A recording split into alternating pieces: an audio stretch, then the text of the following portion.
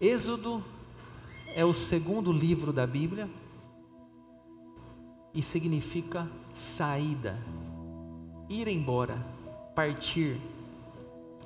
E nós estamos avançando aqui no nosso estudo, onde na primeira semana nós vimos o grande libertador Moisés, o seu nascimento, o seu chamado lá na sarça, e Deus deu uma missão para ele: você vai lá e vai falar com o faraó. Ele foi, na segunda pregação, o faraó endureceu o coração e disse: eu quero esses escravos aqui, esses escravos são a minha mão de obra gratuita. Os judeus não vão sair do Egito.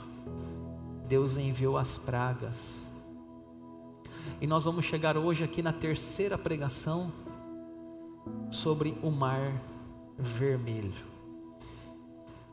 Falar desse milagre da abertura do Mar Vermelho é falar de talvez um dos milagres mais impressionantes da Bíblia Sagrada. Todos aqui talvez conhecem essa história, e nós podemos relembrar os fatos de Deus. Interessante que na Bíblia, no livro de Salmos, muitas vezes repete essa história, para que a gente não esqueça, que a gente lembre o que Deus fez no passado e que Ele pode fazer ainda hoje, no presente. Vamos voltar então à cena que nós paramos semana passada.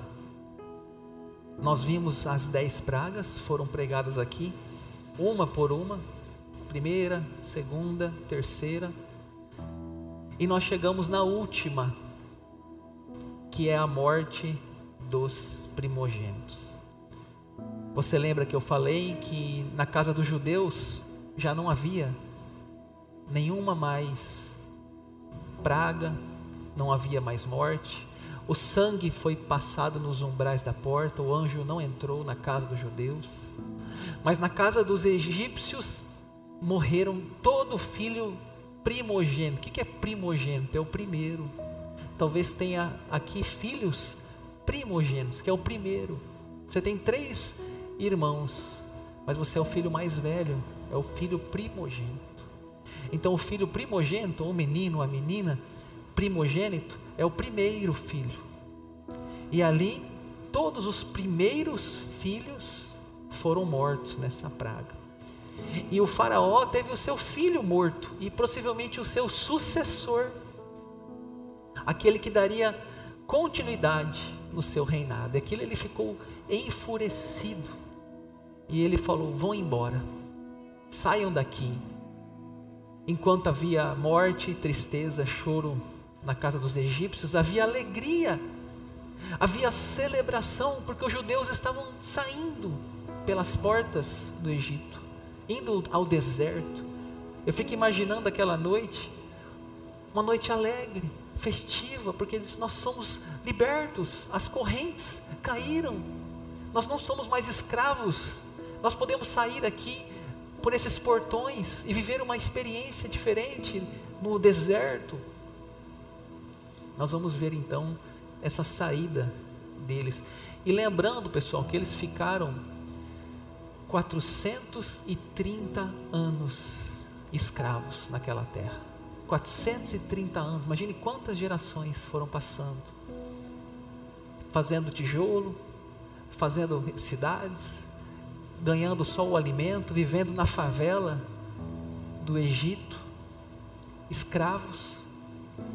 Mas agora veio a libertação. Vamos ver, Faraó autoriza, vamos pegar então ali, Êxodo diz assim: os egípcios insistiram com o povo para que saísse da terra o mais depressa possível, pois diziam: todos vão morrer. Então os egípcios vão começar a dizer: vão, saiam, vão embora, vão rápido, saiam logo, não demorem, porque a gente não aguenta mais tanto problema aqui, tanta praga. uma coluna de nuvem e de fogo. O Senhor ia diante deles. Durante o dia, numa coluna de nuvem, para os guiar pelo caminho. Durante a noite, numa coluna de fogo, para os iluminar, a fim de que caminhassem de dia e de noite. Interessante, né? Deserto de dia é um calor insuportável e à noite é um frio insuportável. São duas temperaturas extremas no deserto. Então Deus já vai mostrando a sua proteção, a coluna de nuvem protegendo eles durante o dia, à noite a coluna de fogo. Deus já está mostrando a sua proteção sobre aquele povo peregrino agora no deserto. Um beco sem saída. O Senhor disse a Moisés: diga aos filhos de Israel que voltem e se acampem diante de Piairote, entre Migdol e o mar, diante de Baal-Zefon, em frente desse lugar, junto ao mar, vocês acamparão. Aqui aconteceu um problema naquele momento. O que aconteceu? Eles foram saindo do Egito e eles chegaram num beco sem saída. Numa questão militar, eles estavam vulneráveis. Não tinha escapatória, porque tinha o mar e não tinha escape pelas laterais. Então eles chegaram ali num lugar que formava um lugar sem saída, mas Deus tinha um plano, mas eles não sabiam ainda qual era esse plano. Eu sempre falo, eles não assistiram o filme Príncipe do Egito, que nós já assistimos, então a gente já sabe o que vai acontecer, mas eles não sabiam. Quando foi anunciado ao rei do Egito que o povo fugia, ele e os seus oficiais mudaram de ideia a respeito do povo, disseram: que é isso que fizemos, permitindo que Israel nos deixasse de servir. O faraó, ele tem um momento assim de loucura, mais uma vez. Ele fala assim: não, eu vou mudar de ideia, não vou deixar esse povo ir embora não, eu vou atrás desse povo. E ele começa a preparar. Diz a Bíblia que foram 600 carros de guerra. O faraó, ele tinha estratégia militar, ele tinha homens de batalha. Os judeus não, os judeus não tinham armas, era um povo escravo. Mas o faraó, ele tinha as suas estratégias. E ele fala assim: não, eu estou com raiva agora, estou com ódio. O filho dele tinha morrido, o filho primogênito. E aí mais uma vez ele vai atrás agora, porque se não bastasse já as 10 pragas, se não bastasse já o coração duro, ainda mais uma vez agora ele diz: eu vou atrás de novo, depois de tudo que já aconteceu naquele lugar. Os hebreus tiveram medo, e chegando o faraó, os filhos de Israel levantaram os olhos, e eis que os egípcios vinham atrás deles, e ficaram com muito medo. Então os filhos de Israel clamaram ao Senhor. Imagine a cena, vamos imaginar a cena. Nós saímos do Egito, vamos imaginar que nós éramos os judeus, depois de 400 anos de escravidão. Nós estamos saindo no deserto. Agora a gente pensa, né? Graças a Deus saímos, acabou, nunca mais vamos ver a cara do faraó, está tudo bem, e sai. Só que de repente você está num beco sem saída, você está no frente do mar, não tem mais para onde ir, porque tem um mar na frente. Se você ir para trás, você vai voltar. E para piorar, começam aquela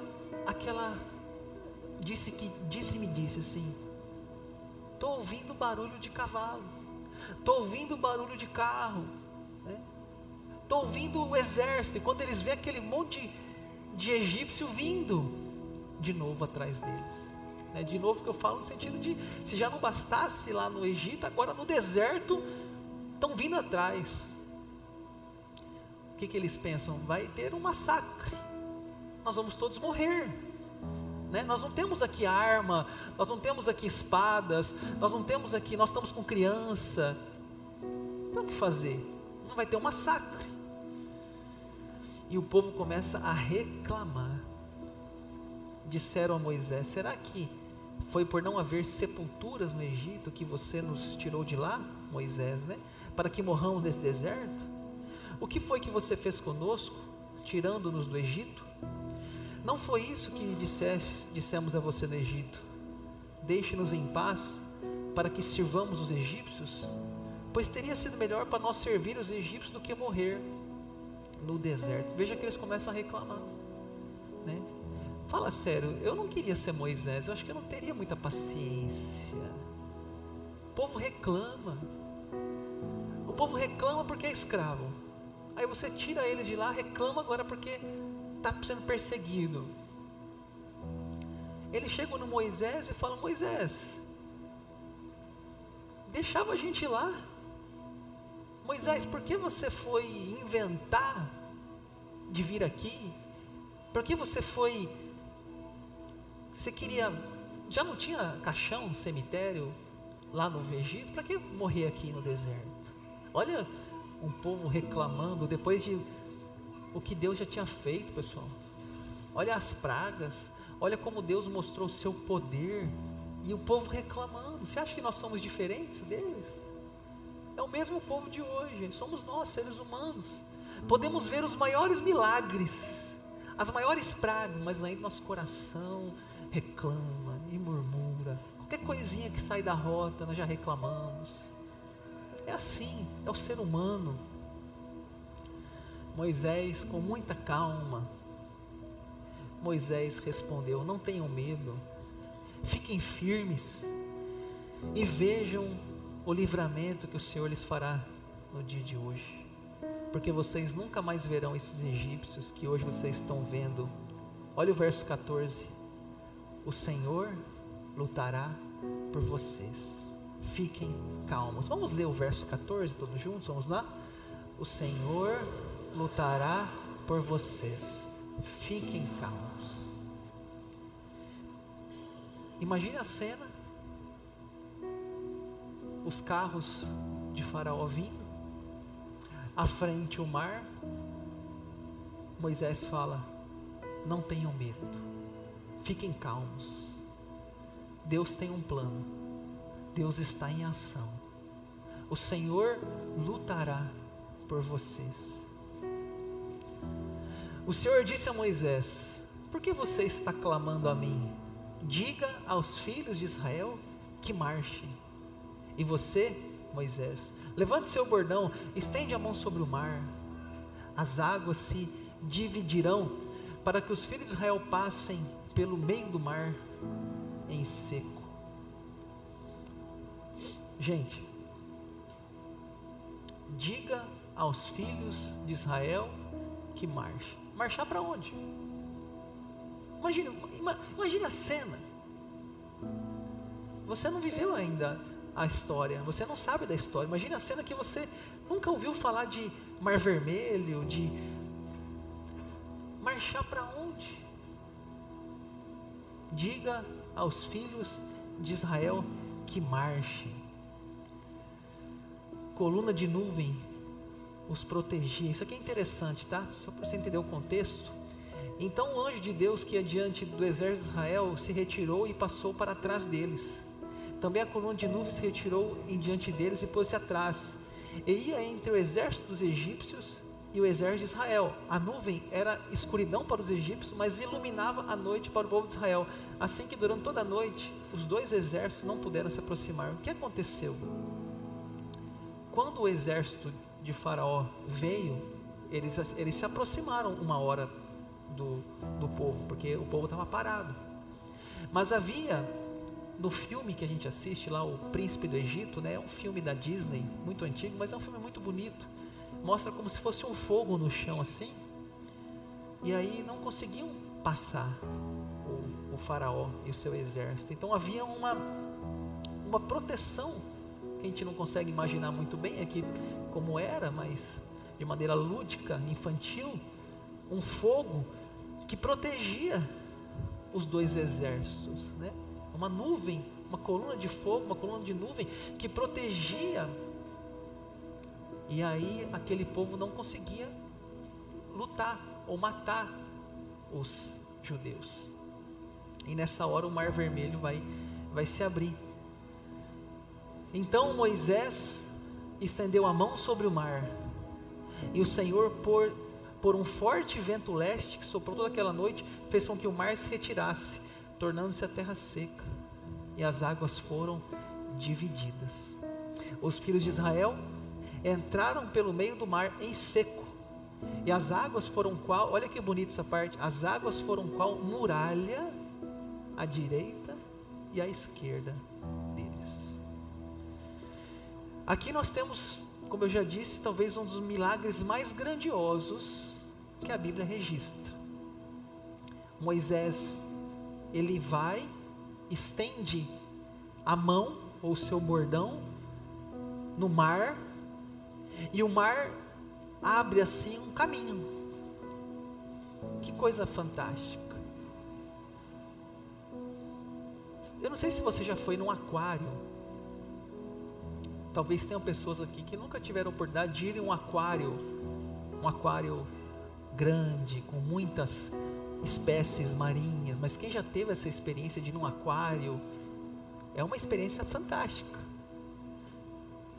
Eu fui um no Rio de Janeiro, e não é um dos maiores do mundo, é ainda um nível médio. Lá tinha uma estrutura que a gente passava dentro do aquário, como se fosse uma redoma de vidro, e você passava dentro do aquário e você via aqui assim animais passando por cima, pelo lado. Quem já foi lá no Rio de Janeiro talvez conhece esse aquário lá. Mas tem outros muito maiores, né?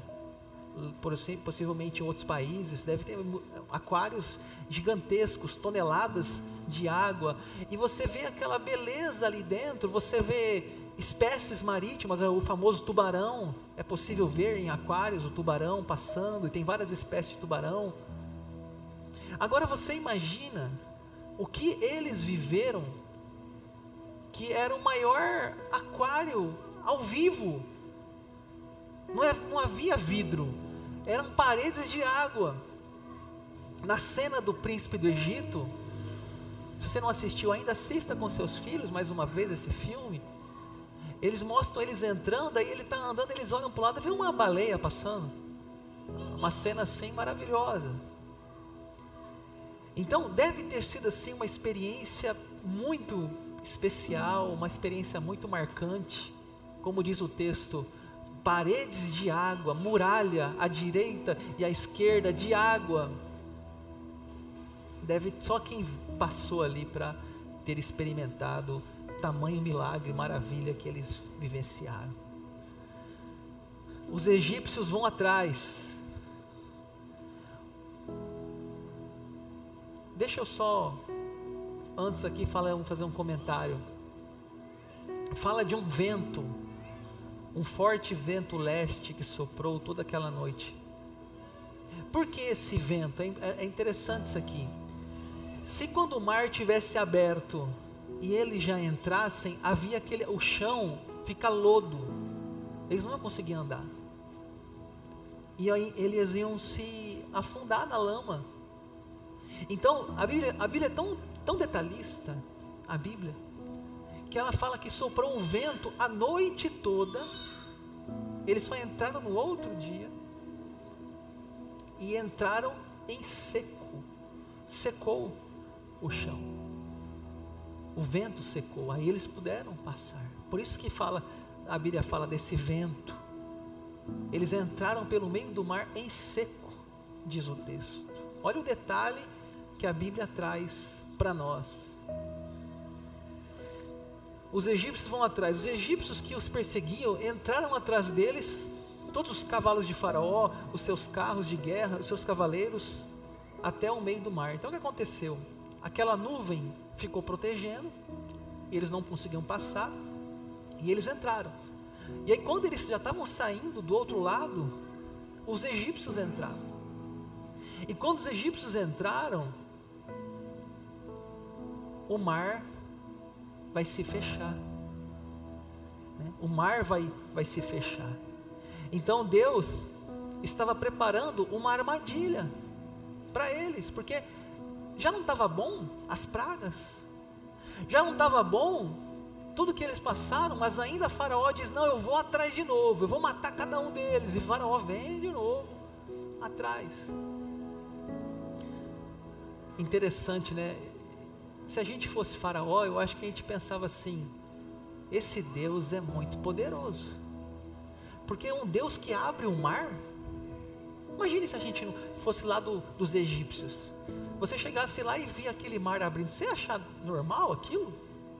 De alguma forma você ia falar assim: rapaz, esse Deus dos hebreus é um Deus muito forte, porque ele acreditava no Deus Sol, no Deus Lua. Faraó era um Deus, o Nilo era um Deus. Aí fala: os nossos deuses não fazem isso, era o mínimo de lucidez. Mas não, o cara está tão enfurecido, coração tão duro, que parece que ele não percebe o tamanho do milagre que ele está vivenciando. Ele fala: vamos entrar. E eles vão entrar atrás dos egípcios.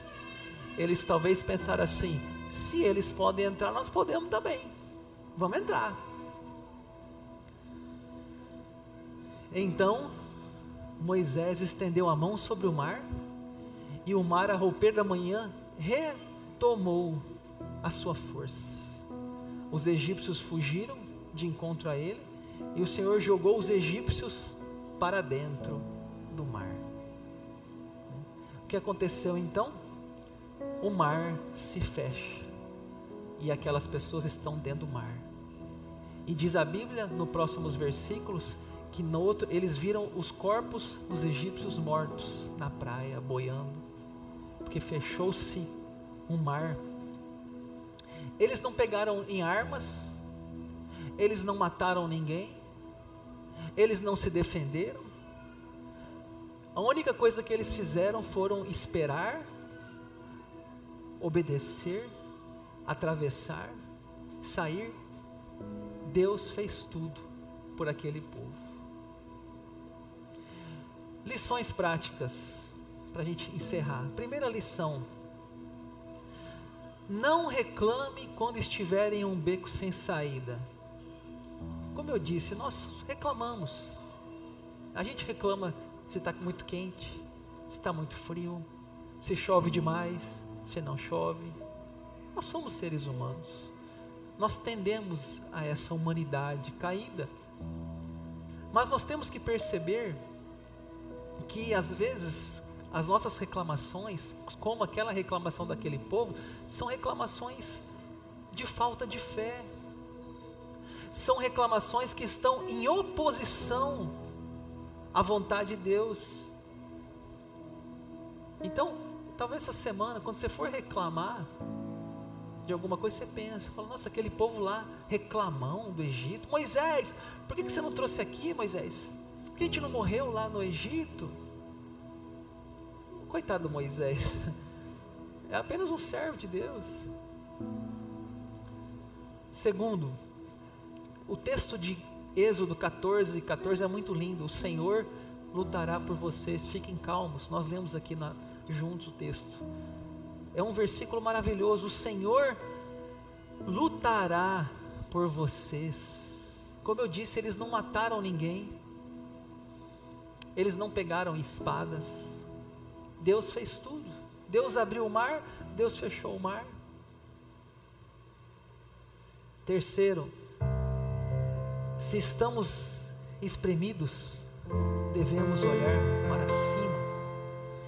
Eles olhavam para frente, eles viam o mar.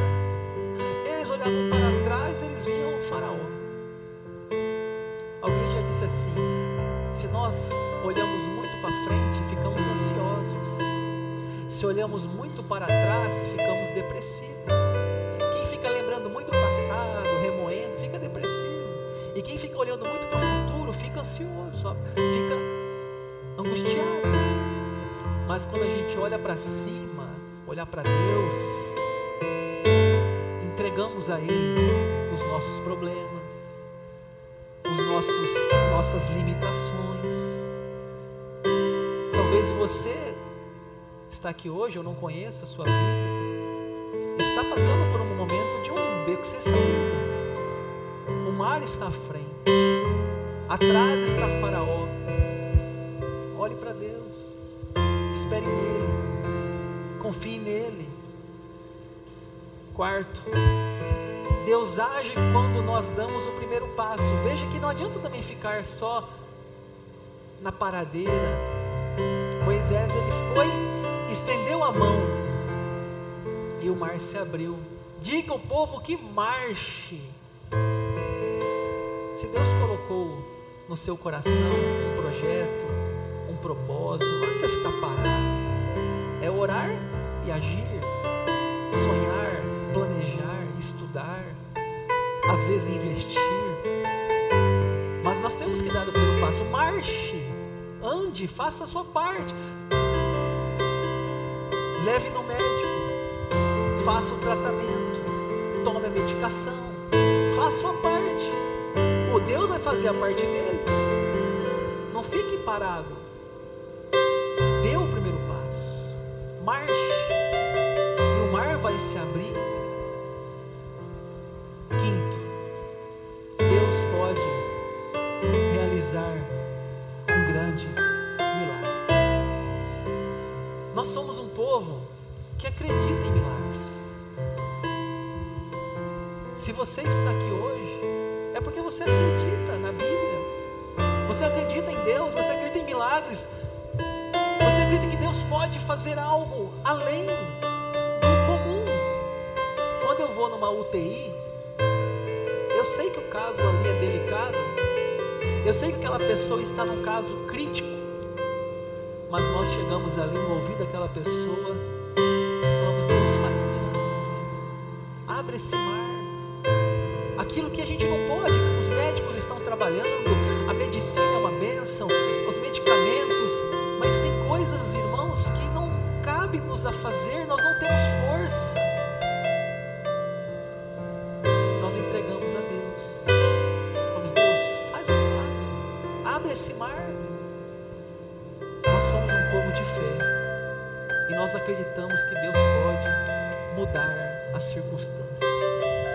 Isso nos leva a orar, nos leva a pedir, nos leva a ter fé e entregar a Deus aqueles problemas mais difíceis. A gente entrega para Deus e diz: Deus, abre esse mar, abre esse mar.